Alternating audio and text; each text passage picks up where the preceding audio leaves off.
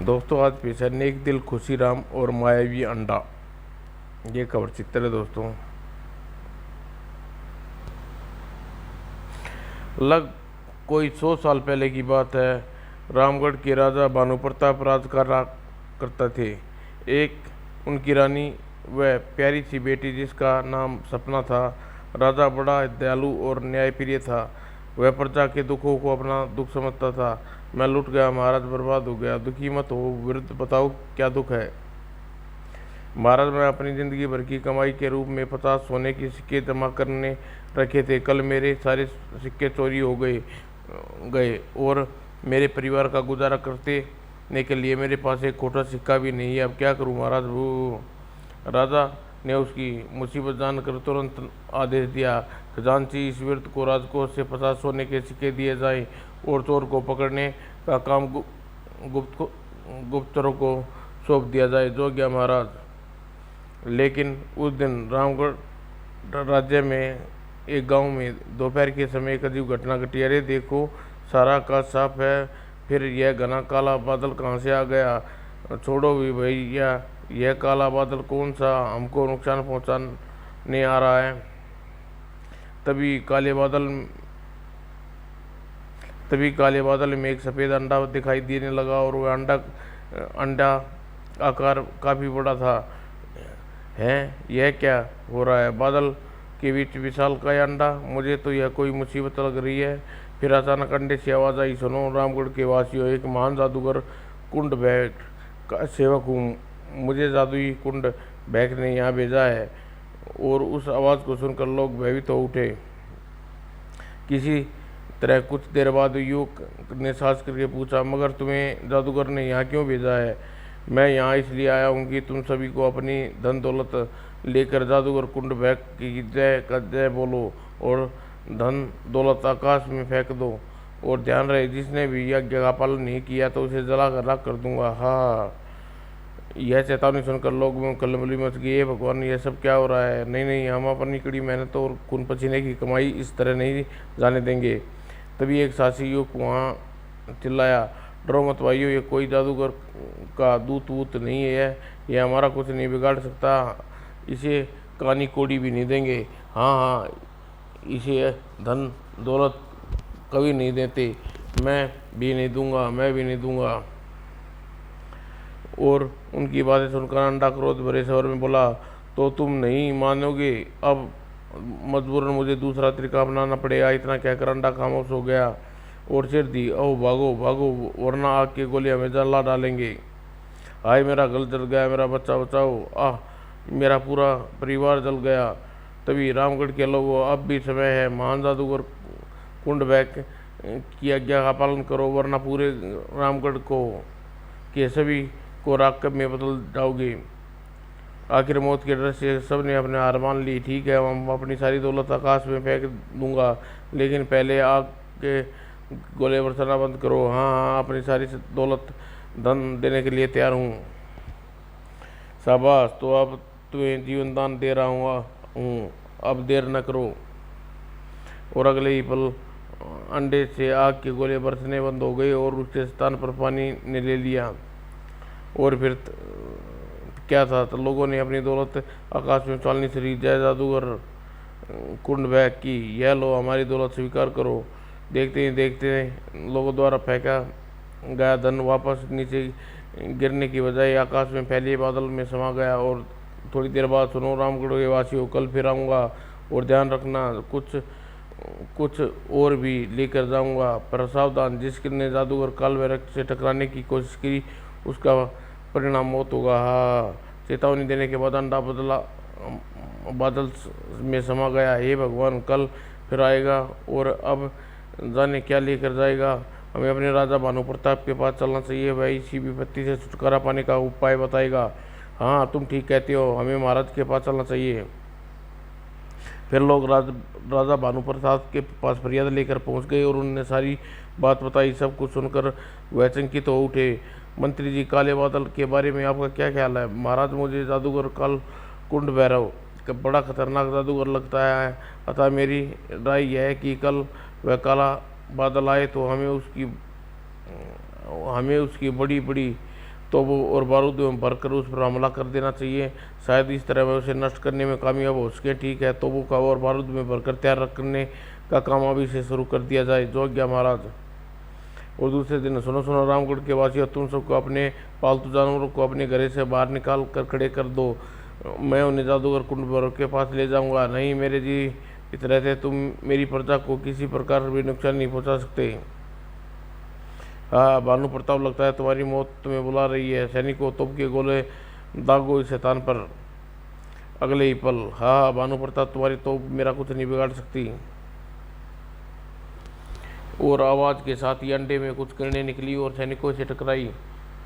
देखो भानु प्रताप, मैंने तुम्हारे सभी सैनिकों को पत्थर का बुत बना दिया है। अब तुम्हें भी मेरा विरोध करने की कोशिश की तो तुम्हें भी प्रजा के साथ साथ तुम्हें भी पत्थर का बुत बना दूंगा।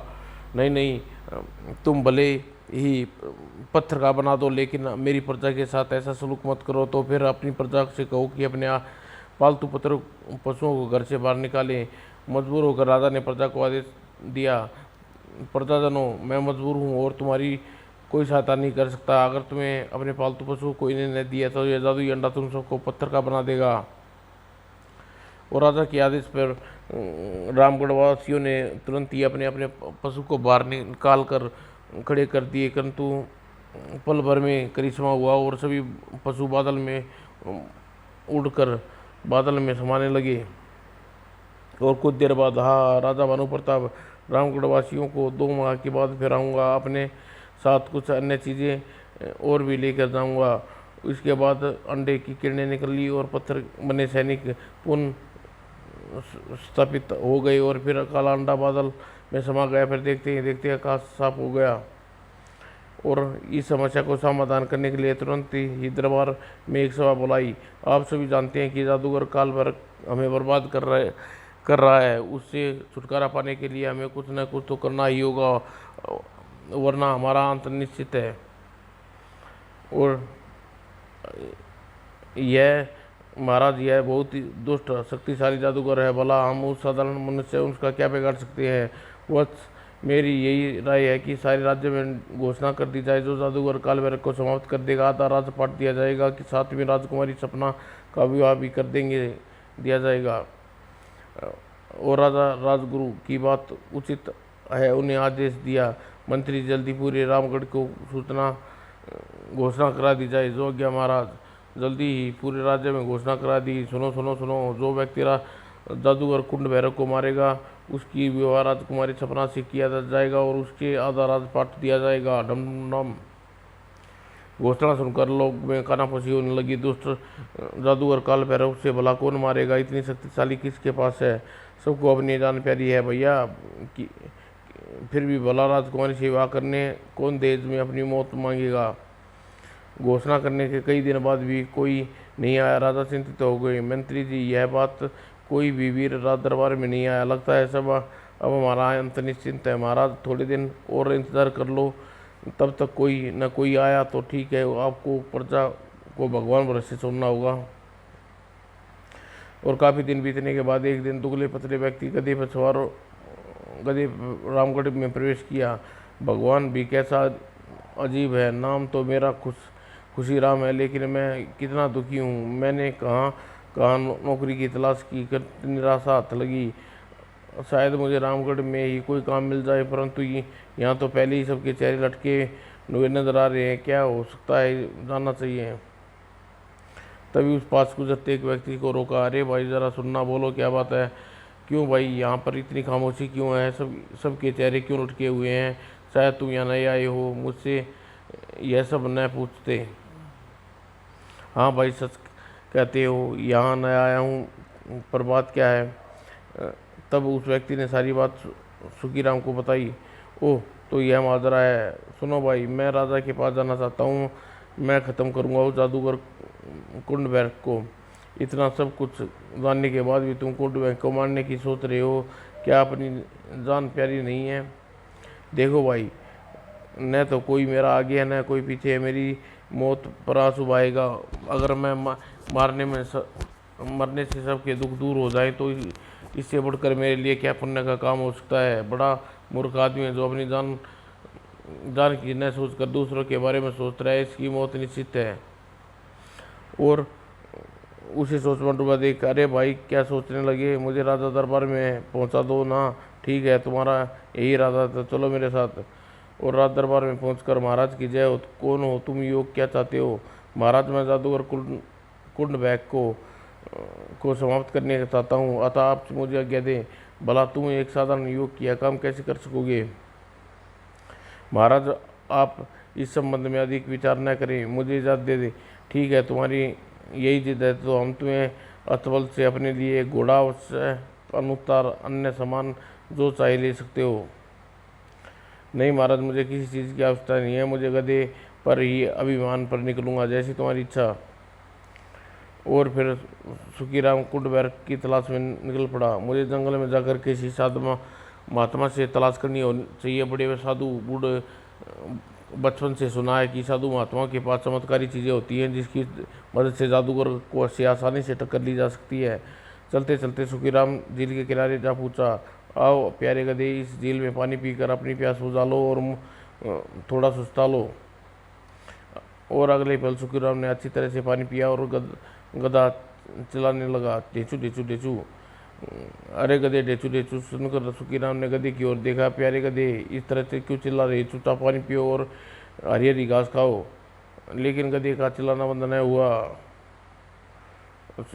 तभी सुखीराम की नज़र झील पर उसके पैर पर पड़ी। अरे यह बात है, अभी इस दुष्ट मगरमच्छ को मजा चखाता हूँ। अगले पल सुखीराम ने पास पड़ा एक बड़ा पत्थर उठाया और मगरमच्छ पर दे मारा। अगले ही पल सारी घटना घटी। मगरमच्छ के स्थान पर सुंदर युवक सामने खड़ा था, जिसे देखकर सुखीराम आश्चर्य से बोला, कौन हो तुम और मगरमच्छ कहाँ गया? ए साहसी युवक, मैं परिलोक का राजकुमार हूँ। वर्षों पहले साधु बाबा ने मुझे श्राप द्वारा मगरमच्छ बना दिया था। कहा था कि जब कोई मनुष्य तुम्हारे सिर पर पत्थर मारेगा तब मगरमच्छ से योनि से मुक्ति मिल जाएगी। आज मुझे तुम्हारे द्वारा फिर से मनुष्य रूप मिल गया, मुझे बहुत खुशी है। तुम इस घने जंगल में क्या कर रहे हो? मेरा नाम खुशीराम है और मैं रामगढ़ की राजा की आज्ञा से जादूगर कुंड बैग को समाप्त करने निकला हूँ। भला तुम अकेले जादूगर कुंड बैग को कैसे समाप्त कर सकते हो? शायद आप ठीक कहते हैं, इसलिए मैंने किसी योगी महापुरुष की तलाश कर पर निकला था ताकि कोई चमत्कारी शक्ति प्रदान करके कुंड बैग को समाप्त कर सकूं। क्या आप मुझे कोई ऐसी योगी महात्मा के बारे में बता सकते हैं? मैं तुम्हें मुनि योगेश्वर का पता बताता हूँ, संभव है वह तुम्हारी कुछ मदद करें। इसी जंगल में आगे चलकर उनकी कुटिया है। ठीक है राजकुमार जी, आप मुझे आज्ञा दीजिए। तभी राजकुमार ने अपने वस्त्रों से एक जादुई थैली निकाली और सुखीराम को दी। यह लो जादुई थैली, यह तुम्हारे काम आएगी। तुम इसे खाने पीने की जो वस्तु मांगोगी तुम्हें देगी। धन्यवाद राजकुमार। इतना कहकर राजकुमार अदृश्य हो गया। वाह मेरे प्यारे गधे, हमें भोजन करने के लिए इधर उधर नहीं भटकना पड़ेगा। और अगले पल उसने जादुई थैली को आदेश दिया, ये जादुई थैली बड़ी जोरों से भूख लगी है था, हमारे लिए बढ़िया सा पकवान और प्यारे गधे के लिए हरी घास हाजिर करो। हूँ खुद तो अच्छे अच्छे पकवान मांग रहा है और मेरे लिए हरी हरी घास हर किसी नहीं खाऊंगा।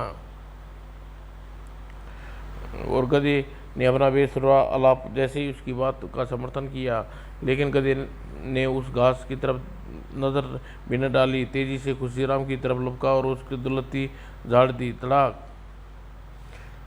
खुशीराम के आदेश देते ही थालियों में सजे हुए नाना प्रकार के व्यंजन निकलकर खुशीराम के सामने सजने लगे। साथ ही हरी हरी घास का एक बोरा भी निकलकर गधे के सामने आ गया।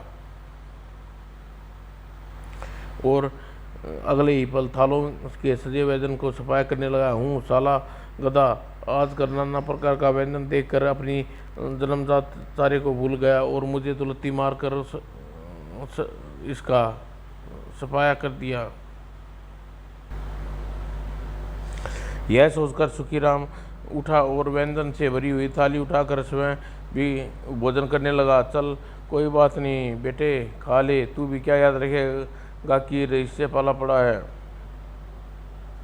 भोजन करने के बाद सुखीराम ने कुछ देर विश्राम किया और यात्रा शुरू कर दी। प्यारे गधे, जरा जल्दी जल्दी आगे बढ़ा, हमें जल्दी योगी मुनि के पास पहुंचना है। और फिर 2 दिन की यात्रा के पश्चात सुखीराम महात्मा की कुटिया में पहुंचा। उससे स्वयं महात्मा समाधि में लीन थे। जब तक महात्मा आंखें नहीं खोल लेते यहीं बैठकर इंतजार करना चाहिए। और 1 घंटे बाद महात्मा ने आंखें खोली। प्रणाम मुनिवर, जीते रहो बेटा, कहो तुम पर क्या व्यक्ति है आ पड़ी जो तुम्हें मेरे पास आना पड़ा। तभी सुखीराम ने उसे अपने आने का कारण सुनाया और बोला, महात्मा जी आप मेरी सहायता करें ताकि मैं उस जादूगर को मारकर रामगढ़ की प्रजा को दुखों से छुटकारा दिला सकूं। सुनो बेटा, जादूगर कुंडबैग 7वें आसमान पर एक किले में रहता है। उस किले के द्वार पर राक्षसों का सख्त पहरा है। यही नहीं, किले के अंदर भी 2 भीषमकाय अजगर कुंडबैग की विश्राम गृह की रक्षा करते हैं। और कुंडबैग विश्राम गृह के अंदर ही रखे पिंजरे में एक फल रखा है और पिंजरे की चाबी कुंडबैग का हमेशा अपने पास रखता है और सोते समय उसके पगड़ी के भीतर रखता है। यदि कोई सूर्योदय होने से पहले ही उस फल को खा जाए तो कुंडबैग हमेशा के लिए ख़त्म हो जाएगा। लेकिन महाराज 7वें आसमान पर पहुंचा कैसे और इतने बड़े राक्षसों का अंत कैसे करूंगा। तुम चिंता मत करो बेटा, क्योंकि तुम एक नेक काम करने के लिए निकले हो, तुम्हारी सहायता करूंगा। और कहकर महात्मा ने आंखें बंद की और मंत्र बुदबुदाने लगा। अगले ही पल एक कालीन और एक तलवार हवा में प्रकट हुई, उनके हाथ में आ गई। लो बेटा, यह जादू कालीन और यह तलवार और कालीन, परंतु इसका उपयोग करने से पहले तुम्हें लाल झील के पानी से धोना पड़ेगा। लाल झील? हाँ, लाल झील यहाँ से पूर्व की तरफ कुछ दूरी पर है। अब तुम जाओ, देर न करो। जैसी आपकी महाराज आज्ञा। और महाराज से आशीर्वाद लेकर खुशीराम अपने गधे को बैठकर वहाँ से चल दिया। प्यारे गधे, मुझे माफ़ करना, मेरी वजह से तुम्हें कालीन और तलवार का बोझ भी ढोना पड़ रहा है। खुद भी तो मेरी कमर पर बैठा पथरा पड़ा है। मूर्ख कहीं के, यह क्यों नहीं कहता कि मेरा बोझ ढोने पड़ रहा है। तभी एक बाद अपने पंजों में एक चूहे को दबोचा उड़ा और उसके पंजों से चूहा छूट गया। और वह चूहा, अरे यह चूहा कहाँ से आ टपका। बाज ने चूहे को पकड़ने के लिए उस पर झपटा, हट हट हट। लेकिन जब बाज ने हटा तो ओह कम वक्त ऐसे नहीं मानेगा। और सुखीराम ने गधे से उतरा और पत्थर उठाकर बाज पर दे मारा और पत्थर खाकर बाज दूर उड़ गया। ओह बेचारा नन्हा प्राणी कितना घायल हो गया है। अरे अगले ही पल ये जादुई थैली चूहे को अपने खाना और पानी लाओ कहने के साथ ही खाना और पानी आ गया। खाना खा पी कर चूहा फिर से उछलने लगा, चूं चूं चूं। अब तुम हमारे साथ ही रहोगे, कहकर खुशीराम चूहे को गधे के सिर पर बैठा दिया। उफ, यह कमबख्त चूहे के सिर पर फुदकने से गुदगुदी हो रही है। ही गधे भाई, यह तुम हंसी रहे हो और समझा तुम्हें गुदगुदी महसूस हो रही है। खैर, हंसना छोड़ो और आगे बढ़ो। यह हमारा नया साथी है, अब तुम्हारे सिर पर बैठेगा, सवारी करेगा। तभी शाम होती ही सुखीराम झील के किनारे पहुंचा। सचमुच झील का पानी एकदम लाल है, सूर्यास्त होने वाला है। लगता है आज रात मुझे यहाँ रुकना पड़ेगा। पहले तलवार और कालीन को धो लूँ और उधर रामगढ़ के महल की छत पर राजकुमारी सपना अपनी आंखों सखी के साथ सूर्यास्त देख रही थी। वो संध्या का समय हो गया है कि सूर्य कितना सुंदर दिखाई दे रहा है। सचमुच प्रवृत्ति बड़ी निराली है। तभी हा मैं तुम्हें लेने आया हूँ राजकुमारी सपना, आई बचाओ। राजकुमारी की चीख सुनकर राजा के सैनिक सहित छत पर जा पहुँचे। कौन हो तुम और यहाँ क्या कर रहे हो? हाँ, मुझे जादूगर कुंडबैग ने भेजा है राजकुमारी को ले जाने के लिए। हाँ, कहने के साथ ही राक्षस ने राजकुमारी को उठा लिया। पिताजी मुझे बचाइए, सैनिकों पकड़ लो इस राक्षस को, इसे ख़त्म कर दो। लेकिन इससे पहले सैनिक कुछ कर पाते। हे भगवान, यह राजकुमारी को ले गया। आह मेरी बेटी। और उधर प्यारे गधे, मैंने कालीन और तलवार को धो लिया। आओ भोजन कर, बड़े भूख लगी है। डेचू डेचू। और दादी थैली द्वारा उनके लिए खाने का भोजन और हरी हरी घास आ गई। उन्होंने अपना भोजन किया और लेट गए। दोनों कम वक्त तो पकवान खाकर सो गए। भला मुझे घास खाकर नींद कैसे आएगी। खर्र। उधर जादूगर काल भैरव के किले में महान जादूगर कुंडबैक की जय हो, मैं राजकुमारी सपना को ले आया। वह राजकुमारी के अति सुंदर है, इसके बलि न देकर इससे ब्याह करूंगा। लेकिन मूर्छित क्यों है, यह मुझे देखकर मूर्छित हो गई। महान जादूगर, ठीक है, तुम राजकुमारी को ले जाकर किले के नीचे तहखाने में कैद कर दो। मैं कल सुबह सूर्यास्त के बाद राजकुमारी से मुलाकात करूंगा। जो आज्ञा स्वामी। महान जादूगर कुंड भैरव की जय हो। और कहकर राक्षस बेहोश राजकुमारी को वापस ले गया। सूर्योदय होते ही गधे ने सोरे सुखीराम को दुलत्ती मारी। कितना अच्छा दिन चढ़ाया है, जो गधे ने मुझे लात मार कर जगा दिया, वरना मैं सोता रहता। और फिर नित्य करियम से निमट कर तीनों कालीन पर बैठ गए। ये जादुई कालीन, हमें जल्दी से 7वें आसमान पर जादुई के कुंड भैरव के किले में ले चलो। और अगले ही पल कालीन उड़ चला। कितनी अच्छी ठंडी हवा चल रही है। और जैसे ही राजकुमारी की चेतना लौटी, कौन हो तुम और मुझे कहाँ क्यों लेके आई हो। हाँ, मैं दुनिया का सबसे बड़ा जादूगर महान जादूगर कुंडबैक तुमसे ब्याह करना चाहता हूँ। नहीं नहीं, मैं कभी नहीं, मैं तुमसे ब्याह करने से अच्छा है मैं दुष्ट राक्षस मैं आत्महत्या कर लूँ। हाँ, कुंडबैक के मारने नहीं देगा राजकुमारी सपना, मैं तुम्हें ब्याह करके रहूँगा। दुष्ट पापी, दूर हो जा मेरी नज़रों से। ठीक है, मैं अभी जा रहा हूँ, परंतु कल फिर आऊँगा। इतना कहकर कुंडबैक वहाँ से चला गया। और उधर सुखीराम बड़ा खुश था। तभी स्वामी, मेरे 3 आसमान तो पार आसानी से पार कर लिए, लेकिन अब आगे आने वाले आसमानों को पार करने में हमें कठिनाई होगी। भला क्यों कठिनाई क्यों होगी स्वामी। आगे वाले 4 आसमान खतरनाक जीवन है, हमें उनका मुकाबला करना पड़ेगा। तुम चिंता मत करो, महाराज जी की तलवार मुझे हर मुसीबत से सा अंत कर दूंगा। और इससे पहले कि कालीन को पूर्ण जवाब देता, ये भगवान, इतना बड़ा कछुआ, वह भी आग उबलता हुआ। उस कछुए ने खुशनसीब पर आग उछाल, मगर कालीन ने एक झटके से ऊपर उठ गया। परिणाम स्वरूप कछुए का वार खाली गया। उबल उबल बचे। स्वामी, इस बार तो यह भयानक कछुआ आप पर वार करे, आप फुर्ती से इसकी गर्दन काट देना। और फिर कछुए ने पुनः हमला करना था। कालीन ने वार से बचकर कछुए के ऊपर जा पहुंचा। जल्दी कीजिए स्वामी। वह मेरा मालिक सचमुच बड़ा बहादुर इंसान है, लेकिन धरती पर पहुंचते ही पुण्य मेरी कमर पर बैठ कर मेरी हालत खस्ती करनी शुरू कर देगा। और फिर 5वें आसमान में पहुंचते ही, उफ, यह इतना बड़ा जीव क्या लगता है स्वामी। इस जीव का अंत इसकी भुजाएं काटने से होगा, अतः आप इसकी भुजाएं काट दें। लेकिन जैसे ही सुखीराम उस पर वार करना चाहा, उस जीव ने एक भुजा ने गधे को जकड़ लिया। ढेचू ढेचू, प्यारे गधे, मैं इसका अभी सफाया करता हूँ। अगले ही पल खचाक खचाक, और उस भयानक जीव का अंत करने के बाद वह 6ठे आसमान में पहुंचा।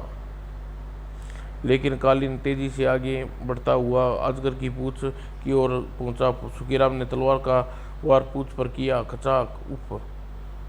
लेकिन वह देख खुशीराम हैरत रह गया कि अजगर की पूंछ पुनः उसके शरीर से जुड़ गई।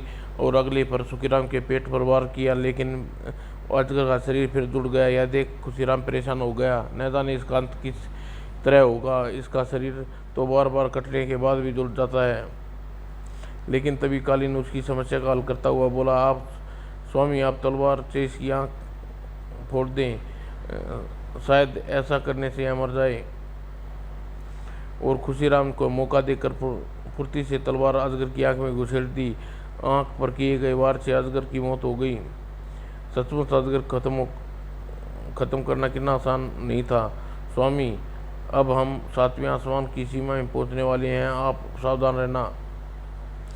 7वें आसमान की सीमा पर पहुंचकर एक हाथी जैसा बाज सुखीराम पर झपटा मारा, लेकिन सुखीराम पहले से सावधान था, अतः उसने अपनी आप को बचाते हुए उस पर आक्रमण किया। यह क्या, हाथी नुमा बाज तो टीन का मालूम होता है। तभी न जाने कहाँ से एक बाज और आ गया। उसने सुखीराम पर झपटा मारा।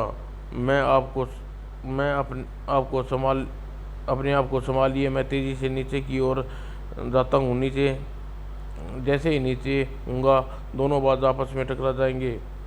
जैसे ही कालीन नीचे हुआ, दोनों बाज आपस में टकरा गए। उफ, कितने भयानक थे ये जीव। लेकिन मेरे मालिक, ने इन्हें कैसे ख़त्म किया। और जल्दी ही कुंडबैग के किले के पास सब पहुंच गए।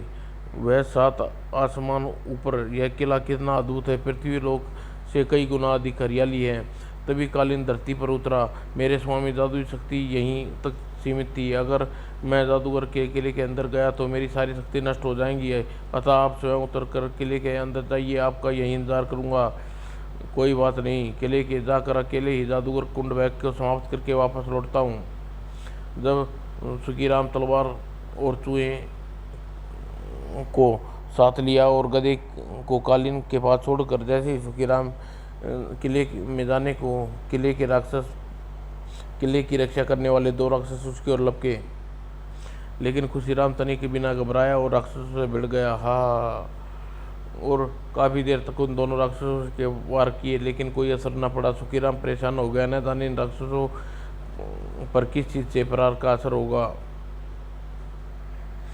और तभी हे मानव, जब तक हमारे पैरों में पड़ा लाल कपड़ा बंधा है, हम पर किसी चीज़ का असर नहीं होगा। ओह तो बच्चों, तो अभी मदद सिखाता हूँ, कहकर सुखीराम ने कोने में दुबके चूहे को इशारा किया। जैसे ही राक्षस तो न समझ सके, लेकिन चूहा खुशीराम का इशारा भली भांति समझ गया और राता तुरंत ही हरकत में आ गया और वह लाल राक्षस के पैरों में बंधा लाल कपड़ा में घुस गया और गुदगुदी करने लगा। उफ, मेरे पैरों में गुदगुदी हो रही है। ओहो, उफ, आह, अब हंसा निजता।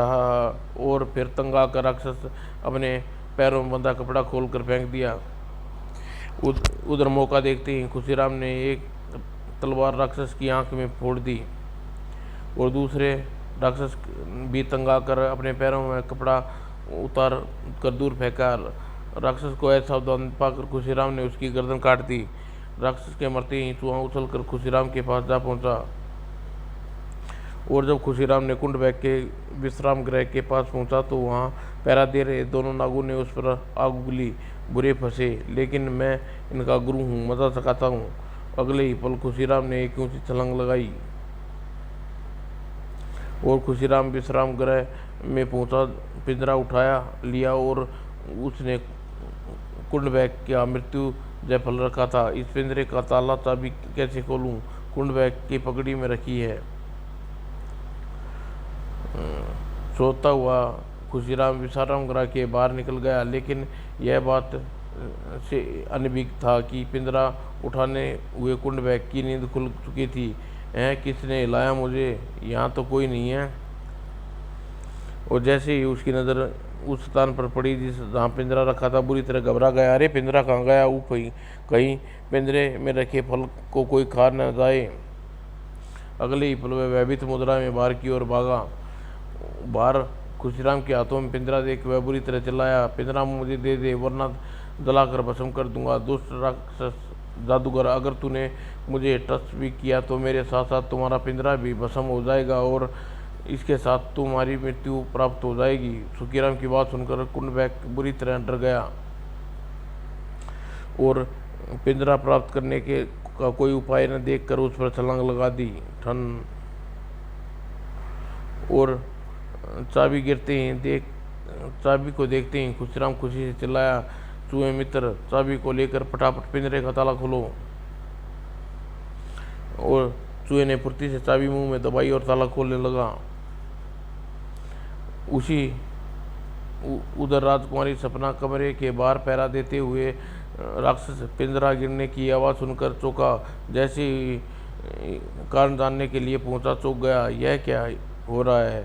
यह मनुष्य मेरे स्वामी पर क्यों लड़ रहा है?